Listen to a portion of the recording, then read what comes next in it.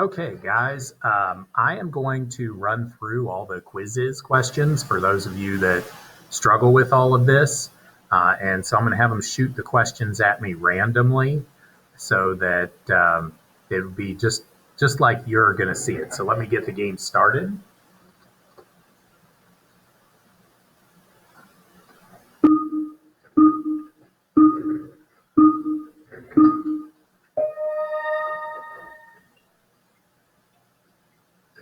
Okay.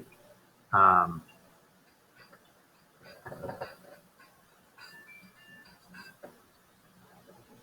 which government, state of Ohio or the federal government, has a Bill of Rights, or is it both of them? Is there federal government? We're talking about the one in Washington, D.C., state of Ohio, the Columbus government. Where is there a Bill of Rights? In fact, both have a Bill of Rights. Get the sound off of here. Okay. Where do legislators not have term limits, and where can they serve as long as they want? Is it in the federal government, in Washington, the state of Ohio government, or is it in both? Um, People that are legislators are the ones that vote on the laws and make the laws. They can do that in Washington, D.C., where they can serve as long as they possibly want. Okay, where are judges appointed, meaning that they are not elected, they're chosen by somebody, federal government, state of Ohio government, or both? It is the president that appoints or chooses judges for the federal government. Where are judges elected? Well, if they're appointed by the president in the federal government in Washington, D.C., then that means they are elected in the state of Ohio. We elect judges in Ohio to a 6-year term. Where do they believe in popular sovereignty, which means that the people rule the government, and they usually do this by voting. Is it the federal government, the state of Ohio government, or both? I'll tell you what, guys, all four of the principles of government are always both. So if it's limited government, if it's separation of powers, if it is popular sovereignty, if it's federalism, it's both that have that. Where do they have checks and balances where the different branches of government have restraints over each other? Federal government, state of Ohio government, or both? It's actually both. Checks and balances are part of separation of powers, and it's both. All right, so this one's a tough one. Select all the following that were changes made to the Ohio Constitution in 1851. There's a trick to remembering this, and I'll see if it works. But I remember the acronym ODD, O-D-D, okay?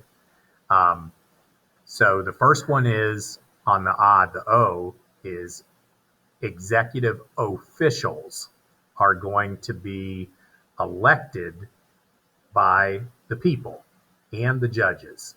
So officials and judges, they're going to be elected. And then you got two Ds. First D stands for debt, and the second D stands for district courts. So we're going to add a second layer of district courts in Ohio in 1851, and we are going to limit the debt to $750,000. So officials on the odd are elected, debt is limited, and district courts, it's odd. And that's your correct answer. Just remember the acronym ODD for that one. Separation of powers into three branches. Remember I said any of your major principles of government is both the federal and the state governments have three branches. We have them in Ohio, we have them in the federal government. Where can citizens vote directly on a law through a voter initiative or a referendum? That's where you go and you sign petitions and you can create your own law, or you can vote down a law passed by a legislature. That would not work out well if we could do that for our whole country. although in the future it might be possible. Right now, it's just in the state of Ohio where you can have an initiative or a referendum. Where do legislators, or people that vote on the laws, where are they limited on the amount of terms, which means that when they're elected to office, they can only run one or maybe three more times.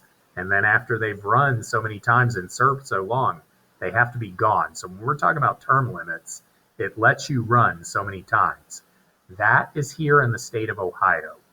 In the federal government, you can run as many times as you want. Terms are unlimited. Um, where can only legislators vote on laws for citizens? So citizens can't vote on their own laws. Well, we said in Ohio, we have a ballot initiative and a referendum. So in Washington, D.C., in the federal government, only people in Congress can vote on laws. Um, where is the principle of limited government, federal, state, or both? Remember, we said all the principles of government are both. Governments are more similar. And then where do you have elections for people that are in public office, that are holding office? Do we have elections for office in the federal government, the state of Ohio government, or both? The answer is both. There are elections everywhere.